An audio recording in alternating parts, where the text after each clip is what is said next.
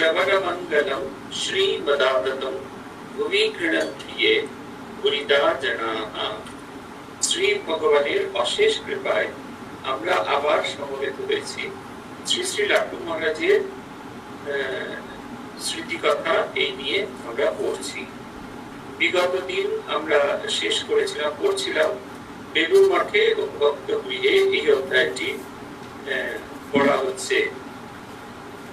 সেদিনকে আমরা বেলুর মঠে শ্রীরামকৃষ্ণ দেবের অস্থি স্থাপনের ইতিহাস বলেছিলাম এবং সেই দিন যেদিনকে প্রতিষ্ঠিত হয়েছিল 9 ডিসেম্বর, সেদিনকে অস্থি স্থাপন হয়ে যাওয়ার পর শ্রীরামকৃষ্ণ দেব প্রসঙ্গে এবং সংঘ প্রসঙ্গে স্বামীজি খুব গুরুত্বপূর্ণ 3টি কথা বলেছিলেন।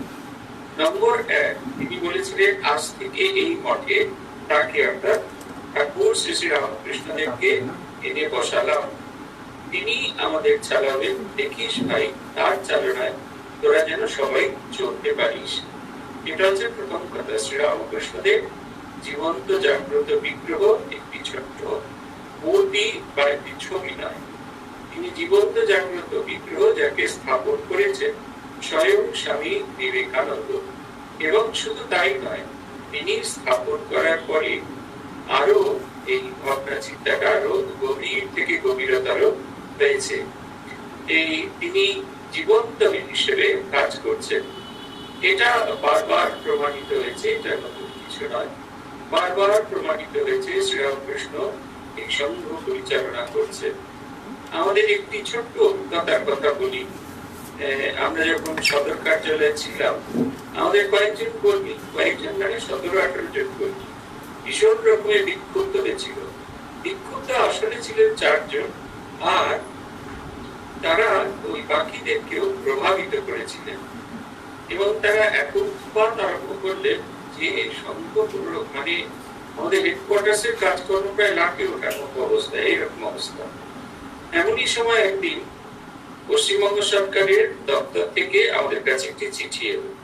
সেখানে বলা হলো যে আমাদের কর্মীদের মধ্যে কেউ কেউ চিট ফান্ড চালান। এই চিট ফান্ড চালানো, আমরা প্রথম কর্মীদেরকে জিজ্ঞাসা করা হলো, কেউ একজনও স্বীকার করলো না চিট ফান্ড চালা। তখন সদ্য সারদার কেসটি রেজিস্টার্ড হয়েছে। যখন কেউ এই কথা বললেন না, পরের দিন একটা লিস্ট এলো পুলিশের কাছে। আমরা বসে আছি বেলুর মঠে, আমরা কিছু জানি না। হাওড়া কমিশনারেট থেকে চিঠি এলো যে অমুক অমুক জন এর মধ্যে তালা, এবং তার মধ্যে 17 জন, প্রত্যেকের নাম ছিল। এবং তাদের জিজ্ঞাসাবাদ করতে গিয়ে 2 জনকে পুলিশে ধরে নিলেন। এরা তখন উদ্যমী হয়েছে, কোনো কারোর কোনো কথা শুনবে না, সবকিছু উপেক্ষা করে চলবে, এরকম একটা ভাবনা চিন্তা। দুর্গাপুজোর ছুটি পড়ে গেছে, দুর্গাপুজো না, সামার ভ্যাকেশন পড়ে গেছে। এই সময় তারা ভ্যাকেশন কোর্টে গিয়ে ওদের জামিনের জন্য আবেদন করলেন। ভ্যাকেশন কোর্ট আমাদের জানালো, তারাই জানালো যে এটি খুব সেনসিটিভ কেস, এটা যখন ডেইলি কোর্টে ডেইলি কাজকর্ম শুরু হবে সেই সময় থেকে এইটি দায়িত্ব নেওয়া হবে। অতএব ততদিন পর্যন্ত জেল কাস্টাডিতে এই ছেলেগুলোগুলো থাকতে হবে। এবং অদ্ভুত ব্যাপার, এই 2 জনের জেল কাস্টাডি হলো এবং 2 জনে ভ্যাকেশনের পরে জামিনও পেয়ে গেল, কিন্তু তার মাঝখানে 15 জন প্রত্যেকে কেন কি কারণ কিছু জানি না আমরা, প্রত্যেকে আজকে সকালে রেজিগনেশন দেন, কালকে বিকেলে সে রেজিগনেশন দেন, এই করে 15 দিন চলে গেল। আমাদের যিনি বালি থানার ওসি ছিলেন, তিনি আমাদের কাছে এসেছিলেন, বলেছিলেন এই ছেলেরা এখানে ইউনিয়ন ফর্ম করবে বলে ঠিক করেছে। তিনি একেবারে দেবতা যে কোনোটাতে বিশ্বাসী না, যদিও ব্রাহ্মণ শরীর চিন্তা।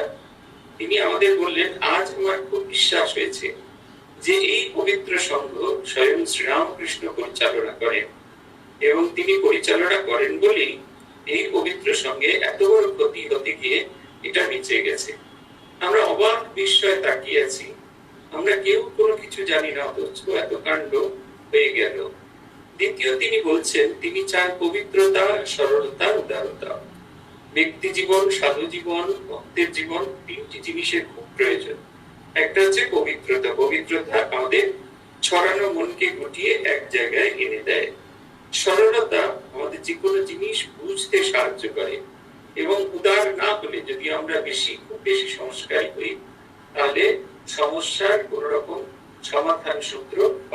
হবে না। আর 3 হচ্ছে তোরা ও 3টি জিনিসে আর তার চালনায় তোরা যেন সবাই চলতে পারিস। প্রথম বিশ্বাস করা তিনি আমাদের এখানে বসেছেন, এবং তৃতীয়টি হচ্ছে সকল ভাবের মধ্যে মিল রাখতে হবে, কাউকে কেউ ছোট বড় করা হবে না। এটা কিন্তু একেবারে ভীষণ রকমের সত্যি কথা। আমাদের বেলুর মাঠে একবার পূজনীয় প্রমেয়ানন্দজির ইচ্ছা হলো যে সকালে যেরকম কর্মীরা কাজকর্ম করেন কিন্তু সাধুরাও কিছু কাজকর্ম করবে, মন্দির পরিষ্কার পরিচ্ছন্নতায় কিছু কাজকর্ম করবে, নিজেদের কাজের সঙ্গে সামঞ্জস্য রেখে কাজকর্ম করবে। আমরা ওই কারণে দুপুর বেলাতে হেডকোয়ার্টার্স অফিসে সাধুরা দুপুর বেলাতে ঠিক করলাম আমরা মন্দির পরিষ্কারের কাজে দেবো।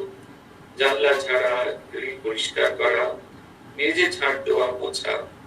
এইখানে একজন সাধু, তিনি কনস্ট্রাকশনে ছিলেন, তিনি এখন হেডকোয়ার্টার্সে নেই। তিনি আসা মাত্র তার একজন প্রবীণ সন্ন্যাসী বললেন, হ্যাঁ ঠাকুরের কাজে তুমি হেলা করেছো, এই তো মুশকিল, আপনি দেরি করে আসে মাইক্রোফোন অন করেন, বড় মুশকিল।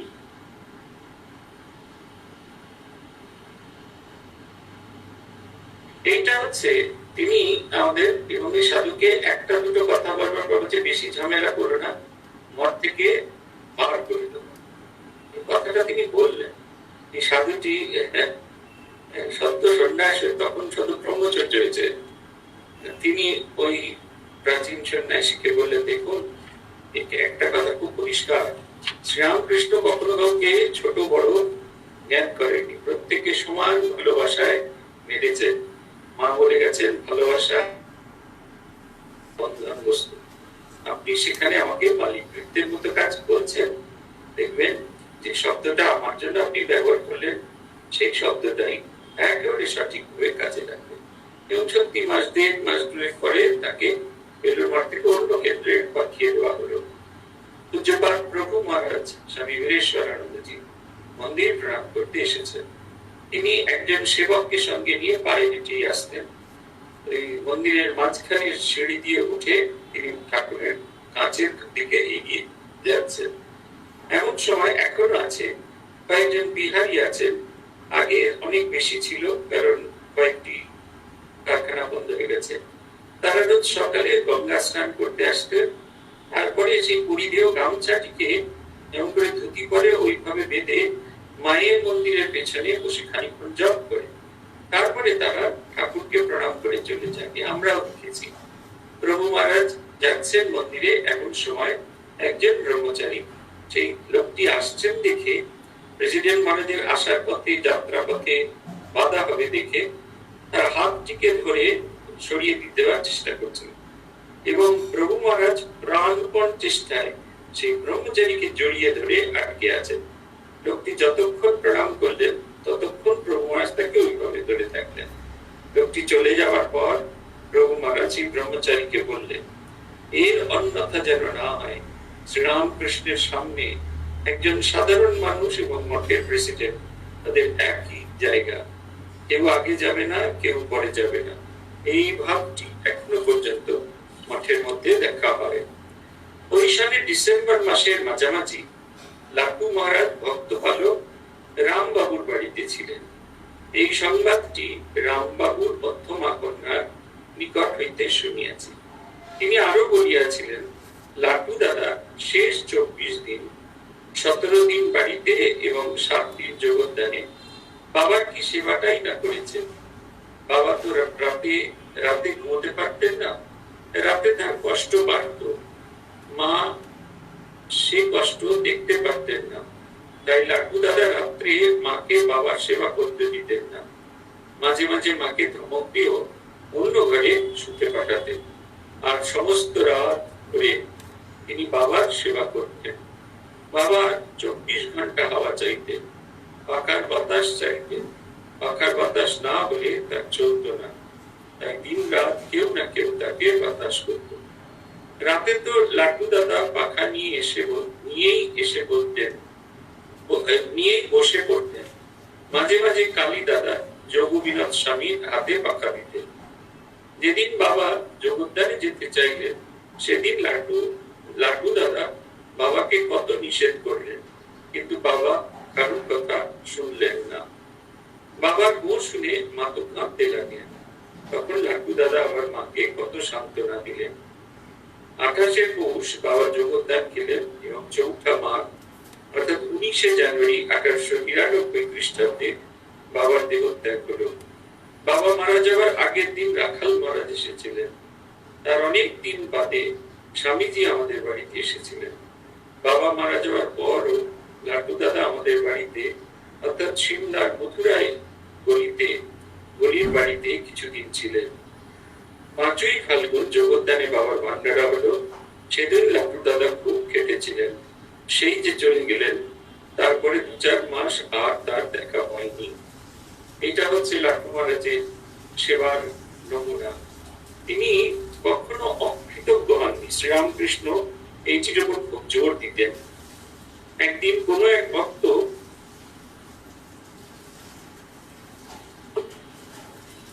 মাস্টারমশাইকে গ্রামে যেতে দেখে তার পেছন পেছন হাতি বাগান থেকে অনেকখানি তার পেছন পেছন ছুটে এলেন। মাস্টারমশাই এই ঘটনাটি উল্লেখ করেছিলেন ঠাকুরের কাছে। ঠাকুর বললেন, এটি হচ্ছে এক ধরনের কৃতজ্ঞতা। ইষ্ট পথের সন্ধান যে দেন, তার প্রতি আমাদের কৃতজ্ঞ থাকা জরুরি। ঠাকুর মাস্টারমশাই এই কথা শুনেছিলেন। লাট্টু মহারাজ তেমনি সমস্ত জীবন আমাদের রামচন্দ্র দত্তের কাজের জন্য খুব কৃতজ্ঞ ছিলেন। তাঁর কল্যাণে তিনি শ্রীরামকৃষ্ণের সন্ধান পেয়েছিলেন এবং এই উজ্জ্বল জীবন দেখেছিলেন। একেবারে দেখুন শেষ শরীর চলে যাচ্ছে, সেই সময় অবধি তিনি তার সেবা করেছিলেন। ও একটা সহজ কাজ নয়। আমরা যদি মনে করে রাখি একটা তাল পাতার পাখা দিয়ে এমনি করে হাওয়া করলো তাহলেই হয়ে গেল, তা কিন্তু নয়। It's not so easy. এখন আমরা কল্পনাই করতে পারি না, মাথার উপর পাখা করে আমরা বুঝতেই পারি না। এসি চলে, আমরা বুঝতেই পারি না যে তখনকার দিনের মানুষের কি কষ্ট হতো। যারা 70-80 দশকে জন্মেছেন তারা কলকাতা এবং পশ্চিমবঙ্গ জুড়ে, সারা পশ্চিমবঙ্গ জুড়ে লোডশেডিং দেখেছেন। লোডশেডিং এর তীব্রতা কি সমস্যা তৈরি হয়, এ যারা না দেখেছে তারা বুঝতে পারে না। সমস্ত রাত্রি হাওয়া করা যায় না, আর ইনি সমস্ত রাত্রি তাকে হাওয়া করতে। শুধু তাই নয়, মাঝে মাঝে যোগবিনোদ ছিলেন আমাদের রামবাবুর শিষ্য। তাকে তিনি মন্ত্র দীক্ষা দিয়েছিলেন।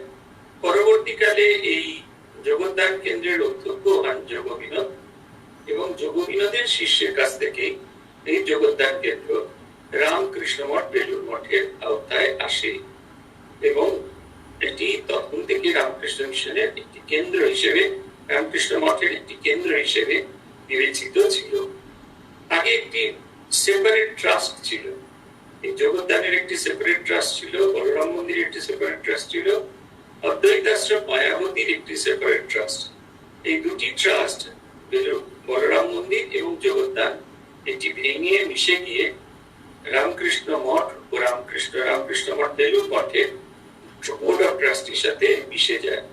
আপনারা দেখবেন সেই কারণে নাম লেখা আছে রামকৃষ্ণ মঠ ব্র্যাকেটের মধ্যে জগদ্দান। লাট্টু মহারাজের কি তীব্র সেবা, আমরা কল্পনা করতে পারি না। এই তীব্র সেবা দিয়ে তিনি তার যে ঋণ ছিল সেটি যেন তিনি শ্রীরাম তাঁর চরণে উৎসর্গ করে গেলেন, সেই ঋণটিকে তিনি যেন ফেরত দিয়ে গেলেন।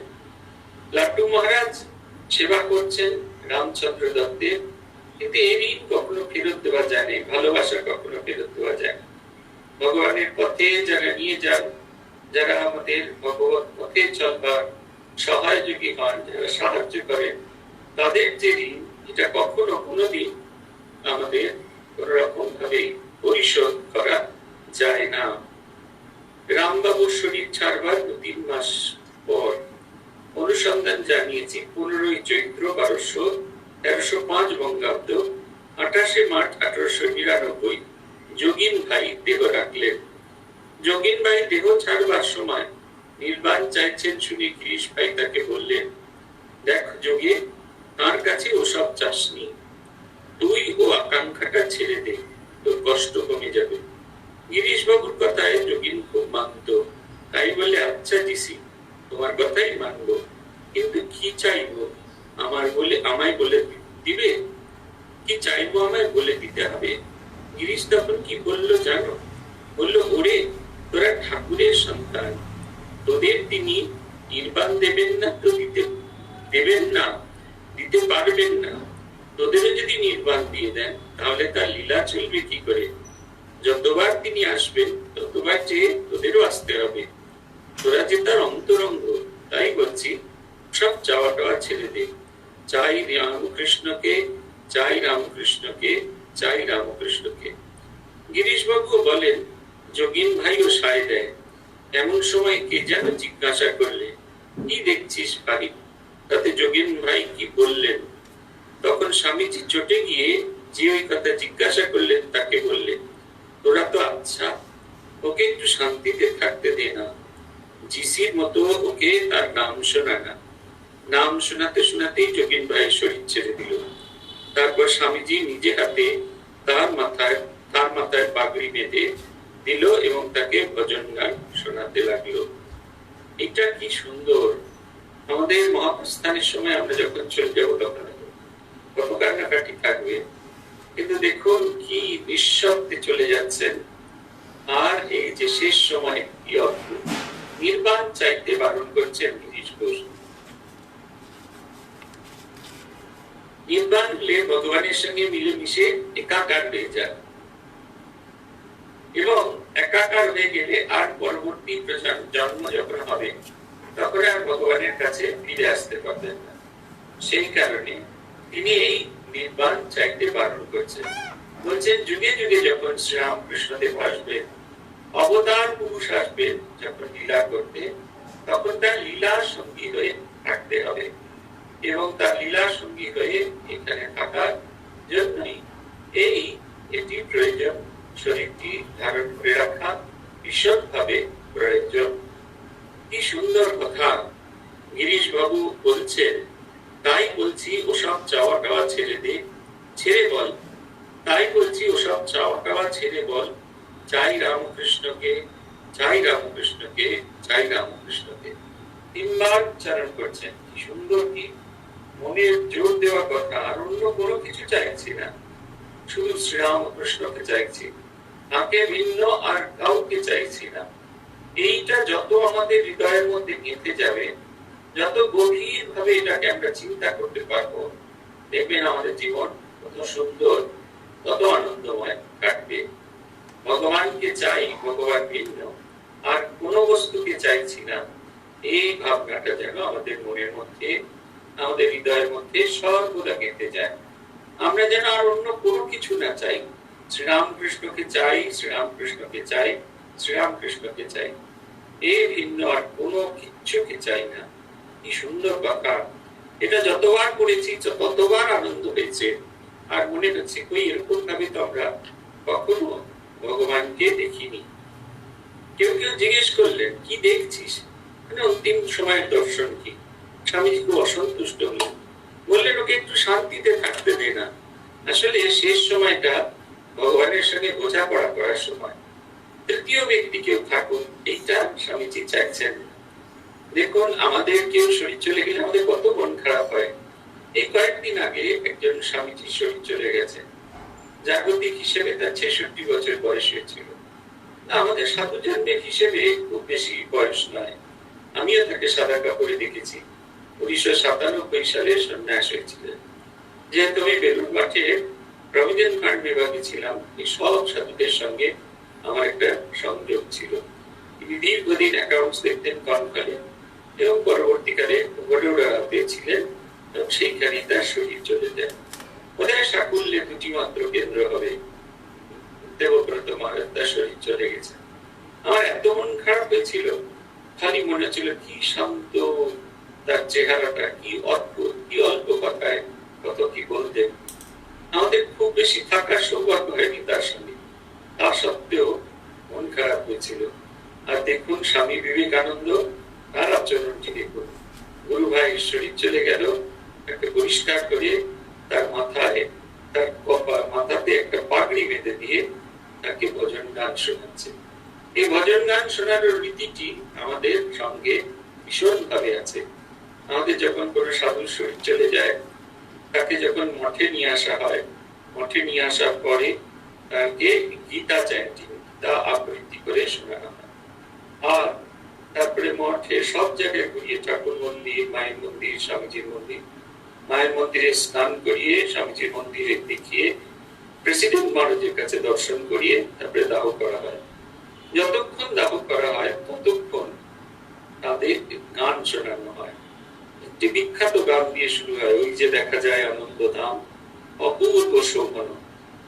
মৃত্যু হচ্ছে সাধুদের জীবনের একটি আনন্দময় পরিস্থিতি। সাধুর শরীর চলে গেছে, এই মর্ত কায়া তিনি ত্যাগ করেছেন। এই যখন আমাদের দেহ দাহ করা হয়, তার আগে ভালো করে ঘি টি মাখানো, স্নানের পর ঘি টি মাখানো হয়, ঠাকুরের প্রসাদী ধুতি চাদর পরানো হয়, আর একটা সাপি ভিক্ষা পাত্র দেওয়া হয়, তাতে 5 রকম ফল এবং মিষ্টি দিয়ে তাকে যাত্রা করানো হয়। ভাবটা এই, তিনি এই লোক থেকে রামকৃষ্ণ লোকে ভিক্ষা করতে এগিয়ে চলেছেন। খুব জোর কাজ করছে আমাদের এখানে। যাক, সে অন্য কথা।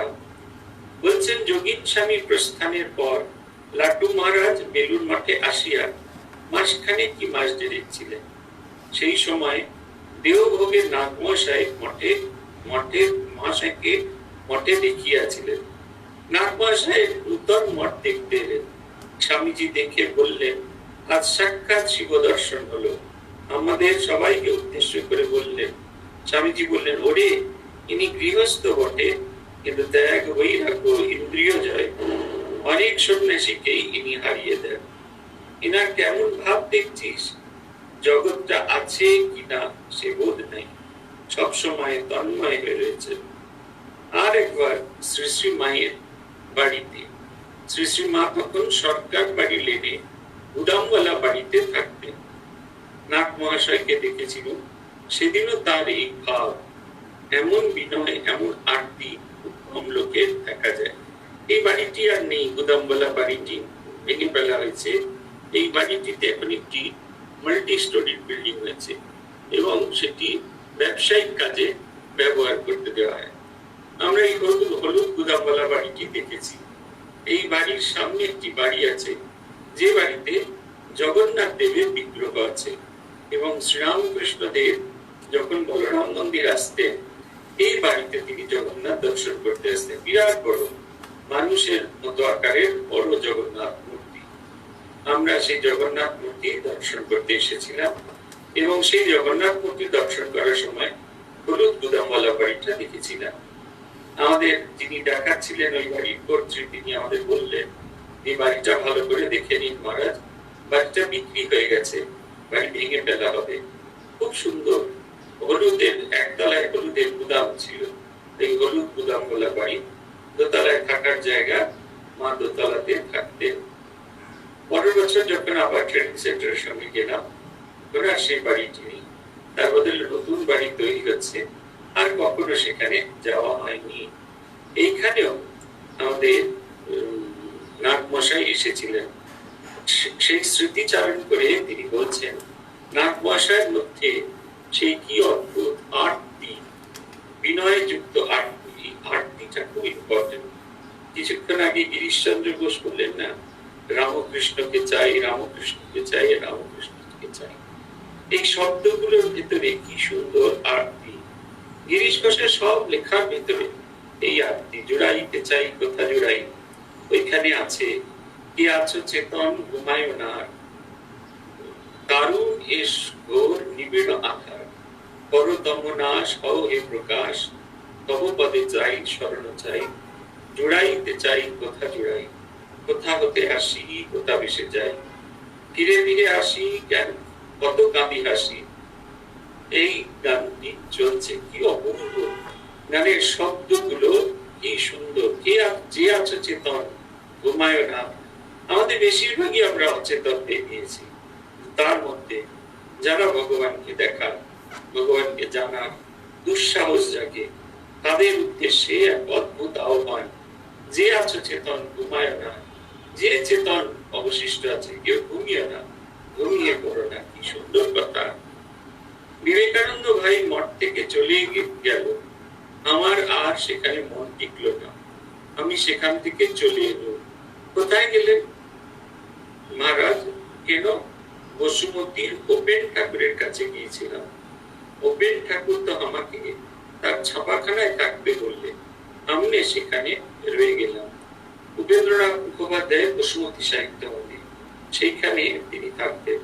ছাপাখানার একদিকে উপেন্দ্রনাথ মুখোপাধ্যায় স্বামী অদ্ভুতানন্দজির জন্য ব্যবস্থা করে দিয়েছিলেন থাকার, সেইখানে তিনি থাকতেন। মজার কথা হলো এই, লাটু মহারাজকে কেউ কোনো টাকা পয়সা দিলে, সামান্য কিছু টাকা পয়সা দিলে, লাটু মহারাজ সেই টাকাটি জমিয়ে রাখতেন। ওই অর্থের সঞ্চয় না, জমিয়ে রাখতেন। তারপরে আরো কিছু টাকা পয়সা পেলে ওই ছাপাখানার যত কর্মী ছিল, তার গরিব, তাদেরকে মাঝে মাঝে তিনি সুস্বাদু খাবার খাওয়াতেন। তিনি নিজে বিহারী, তাই ছাতুর পরোটা বা ছাতুর কচুরি, রাধা বল্লভী, এইসব তিনি নিয়ে আসতেন, বাজার থেকে কিনে নিয়ে আসতেন। কচুরি, আলুর দম, আলুর তরকারি সব নিয়ে আসতেন এবং সব ছেলেদের মধ্যে, সমস্ত কর্মীদের ভেতরে সেটা বিতরণ করে দিতেন। ওই কারণে এখনো লাটু মহারাজের জন্মতিথিতে মাঘী পূর্ণিমায় বেলুড় মঠে এই কচুরি আর আলুর তরকারি হয়। ঠিক যেরকম দোকানে পাওয়া যায়, ঠিক সেই রকম জিনিস বেলুড় মঠে তৈরি করে সব সাধু ব্রহ্মচারী এবং গেস্ট হাউসে যারা থাকে তাদেরকে দেওয়া হয়। এত জায়গা থাকতে শেষে কিনা ছাপাখানায় রইলেন। তিনি বলছেন, কেন, তাতে কি হয়েছে? ছাপাখানা তো বেশ সুখে রাত কাটাতো, কাগজের বক্সের উপর কম্বল বিছিয়ে শুয়ে থাকতো। ছাপাখানায় গোলমাল হতো না মহারাজ? মহারাজ বলতেন, তা একটু আধটু হতো, বাকি তাতে ধ্যানের কোনো বাধা হতো না। ওখানকার 2-4 লোক আমার খুব সেবা করতো, আর উপেন ঠাকুর আমায় খুব ভালোবাসতো, তাই তো সেখানে রয়ে গেলাম। ছাপাখানার লোকের সঙ্গে মিশতেন বলেই তো আপনার নিকট কোনো ভালো লোক আসতো না। অমুকের মুখে শুনলাম আপনি যত নচ্ছার লোকেদের সঙ্গে মিশতেন। বলে, হ্যাঁ, মিশতুম, বাকি তারা যে নচ্ছার এ কথা যে সে জানলে কেমন করে? মহারাজ, এই কথা তো সবাই জানে, যারা চরিত্রহীন, নেশাখোর, জুয়ারি, তাদেরকে সকলে নচ্ছার বলে। আপনি এইসব লোকের সঙ্গে মিশতেন কেন? বলছেন, বাকি তারা তো কপট ছিল না। লাটু মহারাজের এই কথা শুনিয়া জনৈক ভক্ত, যিনি এই প্রশ্নগুলি করছিলেন, তিনি আশ্চর্য হয়ে গেলেন। তিনি তাহার লিখিত নোটে বহু মন্তব্য করিয়াছেন। আমরা তাহার মধ্যে নিম্নলিখিত মন্তব্যটি নিলাম। লাটু মহারাজ মানুষকে 2 শ্রেণীতে ভাগ করিতেন, কপট আর অকপট। অকপট সরল ব্যক্তিকে তিনি কোল দিতেন, কিন্তু কপট শিক্ষিত ব্যক্তিকে তিনি আমল দিতেন না। এই আমাদের শ্রীরামকৃষ্ণ ভক্ত মালিকা যে গ্রন্থ আছে, সেই গ্রন্থের ভূমিকা লিখেছিলেন স্বামী মাধবানন্দজি মহারাজ। একটি কথা মাধবানন্দজি খুব পরিষ্কার করে লিখেন, সেটা হচ্ছে এই, আমাদের ভক্ত মালিকা তিনি বলছেন, শ্রীরামকৃষ্ণের যে বর্ণময় চরিত্র, তার নানা দিব্য গুণ সমন্বিত যে চরিত্র, সেই রকম সবটুকু সব পার্শ্বদের ভিতর দেখা যাবে। সব পার্শ্বদ বলতে তিনি 3টেই বুঝিয়েছেন, সন্ন্যাসী পার্শ্বদ, গৃহ পার্শ্বদ, স্ত্রী পার্শ্বদ। এদের কারোর ভিতরে সব গুণ দেখা যাবে না, কিন্তু শ্রীরামকৃষ্ণের কোনো না কোনো গুণ প্রত্যেকের ভেতর দেখা যাবে। তুলনা করতে গিয়ে তিনি বলছেন, যেরকম বেদান্ত কেশরী স্বামী বিবেকানন্দ শ্রীরামকৃষ্ণের পার্শ্বদ হিসেবে ছিলেন, ঠিক সেই রকম অল্প শিক্ষিত স্বামী অদ্ভুতানন্দজিও ছিলেন। বেদান্ত কেশরী বিবেকানন্দের বক্তৃতা ছটাকটায় তার উজ্জ্বল চরিত্র, তার উজ্জ্বল জীবন, তার কথা বহু মানুষকে তার প্রতি আকৃষ্ট করেছিল। ঠিক সেই রকম লাটু মহারাজের দিব্য জীবন, তার শান্ত জীবন, তার শান্ত সরল জীবন বহু মানুষকে আকৃষ্ট করে। সেই কারণে তিনিও তাদের দ্বারা আকৃষ্ট হয়ে পড়ে। কি সুন্দর কথাখানি বলছেন যে যদি আমরা যোগ্যতার নিরিখে দেখি তাহলে হয়তো স্বামী বিবেকানন্দের সামনে লাট্টু মহারাজ কোনো কিছুই দাঁড়ান না। লাট্টু মহারাজের যে যোগ্যতা ছিল, তার সহজ সরল ব্যবহার, তার অকপট আচরণ, এগুলো কিন্তু অন্যদের ভেতরে খুঁজে পাওয়া যেত না বলে তিনি উদাহরণ দিচ্ছেন। বলছেন ভক্ত মালিকা বলা এই কারণ হচ্ছে একটা মালা, শ্রীরামকৃষ্ণের একটি মালা, তাতে নানা রকমের ফুল আছে। তিনি মালা শব্দটি ব্যবহার করেন, তিনি স্তবক শব্দটি বুকে, একটি বুকেতে নানা রকমের ফুল থাকে। কোন ফুল তীব্র গন্ধযুক্ত হয়, কোন ফুল উজ্জ্বল বর্ণযুক্ত হয়, কিন্তু যখন তারা একসঙ্গে সমবেত হয়, একসঙ্গে যখন একটি বুকে তৈরি হয়, পুষ্পস্তবক তৈরি হয়, তখন সেটা কারোর সঙ্গে তুলনা করা যায় না, সেটা অনন্য, অনবদ্য হয়। শ্রীরামকৃষ্ণ দেবের জীবন যেমন অনন্য, অনবদ্য, এটির কোনো তুলনা কোনো কিছুর সাথে করা যায় না, ঠিক সেই রকম শ্রীরামকৃষ্ণ ভক্তদেরও তুলনা করা যায়। দেখুন আমরা মানুষকে কত রকম ভাবে বিচার করে থাকি। যারা কারখানায় কাজ করে তারা প্রত্যেকেই নেশাখোর এবং অতি নিম্ন বৃত্ত থেকে এসেছেন। তারা আমাদের সাধারণ মানুষের সঙ্গে কথা বলার যোগ্যই না, শিক্ষিত সমাজে নয়। এখনো পর্যন্ত এটি সমাজের মধ্যে বিশেষ করে বিচরণ করছে। এইটির যে খুব একটা পরিবর্তন হচ্ছে তা কিন্তু নয়। এই অবস্থাটার কোনো পরিবর্তন নেই, একবারে খুব পরিষ্কার করে এই কথা বলা যায়। এই অবস্থাটার সামান্যতম পরিবর্তন হয়, এটা হচ্ছে কথা। এখন আমরা ছোট লোক ভেবে আলাদা প্লেটে খেতে দিই, সব নানা রকম কাজকর্ম করি, ইদানিং খানিকটা ইউনিয়নের চাপে অন্যরকম করি। কিন্তু লাট্টু মহারাজের কাছে দু রকম ভক্ত ছিলেন, একটা হচ্ছে কপট ভক্ত আর একটা হচ্ছে অকপট ভক্ত। তিনি এই লোকগুলির কথা বলতে গিয়ে তাদের অকপটতার কথা বলেছেন, এবং সেই অকপটতাই যেন তার কাছে প্রধান হয়ে দাঁড়িয়েছে। তিনি আর কোনো গুণ, তার কোনো কিছুকে, এটাকে মূল্য দেননি। যখন তিনি বসুমতী প্রেসে থাকতেন, সেই সময় নিম্নলিখিত ঘটনাগুলি হয়েছিল। একদিন রাত্রে তিনি চিৎকার করিয়া বলিতে থাকেন, চোপড়াও শালা, আমাকে তুই কি হুমকি দেখাবি? আমনে রামকৃষ্ণের সন্তান, আমার কাছে সব চালাকি চলবে না। এইভাবে গর্জন শুনিয়া ছাপাখানার লোকেরা, যারা পার্শ্ববর্তী ঘরে বিশ্রাম করিতেছিল, তারা ব্যস্ত সমস্ত হইয়া মহারাজের ঘরে উপস্থিত হইলেন। আসিয়া দেখে যে লাট্টু মহারাজ বীরের মতো আসন গ্রহণ করিয়া স্থির নেত্রে সামনের দিকে চেয়ে আছেন। তার উগ্র স্বভাব দর্শনে ছাপাখানার জনৈক কম্পোজিটর জিজ্ঞাসা করিয়াছিলেন, মহারাজ রাত দুপুরে কার উপর এমন খেপাই হয়ে উঠলেন? কেউ তো এখানে নেই। লাট্টু মহারাজ সেই প্রশ্নের কোনো উত্তর দেন নাই। এই ঘটনা আমরা বসুমতীর ম্যানেজার পটল বাবুর নিকট শুনিয়াছি। মহামায়া বৌদ্ধ ভাবেতে, যাকে মার বলা হয়, তিনি প্রতি মুহূর্তে আমাদের সাধন ভজনের ক্ষেত্রে একটি অন্যতম বাধা হিসেবে উপস্থিত হন। সেই বাধা যেন লাট্টু মহারাজের কাছে সব সাধকে, যারা খুব সিরিয়াসলি সাধন করে, তাদের ভিতরে তারা অবশ্যই এই মার বা মায়ার দর্শন পেয়েছেন। এই মার বা মায়ার আমাদের সাধন পথ থেকে সরিয়ে নিয়ে যায়, সোয়েট ট্যাবে যেটা বলা হয়, সেই একেবারে সরিয়ে নিয়ে যায়। আপনাদের যদি সুযোগ হয়, আমি ভুলে গেছি ছবিটির নাম, ইংরেজি ছবি, আমরা মঠে থাকতে এটা দেখেছিলাম, মঠে আমাদের দেখানো হয়েছিল। সেইখানে একজন লামা, তিনি আবার পুনর্জন্ম নিয়েছেন তিব্বতের কাছে একটি কোনো মঠ, নেপালের কাছে একটি কোনো মঠ, সেখানকার একজন প্রমুখ বদন্ত তিনি নিয়েছেন। তিনি ইঙ্গিত দিয়েছেন 3 জায়গায়, আমেরিকা যুক্তরাষ্ট্রের বস্টন শহরে, বিহারের কাছে আর নেপালে। এই 3 জায়গায় এই লামা ইঙ্গিত পেয়েছেন। তারা এই 3 জায়গায় তারা খোঁজ খবর করা শুরু করলেন।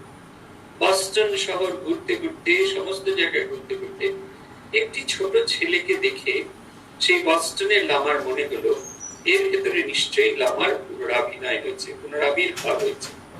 তার স্থপতি বাবা কিছুতেই সেই ছেলেটিকে ইয়েতে আনতে দেবেন না। লামা গিয়ে নেপাল থেকে উড়ে গিয়ে বস্টন শহরে গিয়ে সেই ভদ্রলোকের সঙ্গে দেখা করেন। ভদ্রলোক বলেন, আমার ছেলে বুদ্ধ সম্পর্কে কিচ্ছু জানে না। তিনি বললেন, আমি আপনার ছেলেকে বুদ্ধ সম্পর্কে শোনাবো, তারপরে তার রিয়াকশন দেখবো।